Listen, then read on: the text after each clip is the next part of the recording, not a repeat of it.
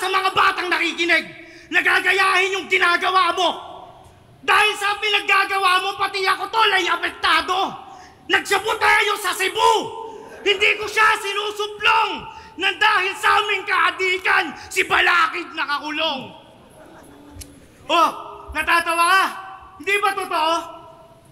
Pinagsabihan na kita nun, dumiretso ka pa rin pare. Habang ako nagbabago, ayoko nang bumalik sa dati. Hindi ko nang pagsisigawan na sober ako sa harap ng marami para lang tanggapin niyo ako sa pagkatao ko na kunyari. Gusto ko lang pare sana maisip mo yung pinaggagawa mo dahil hindi lang matatanda tsaka rapper pati mga bata tagahanga mo gago. May oras pa, papaalala ko lang sa'yo, sinabi ko na sa sa'yo gago.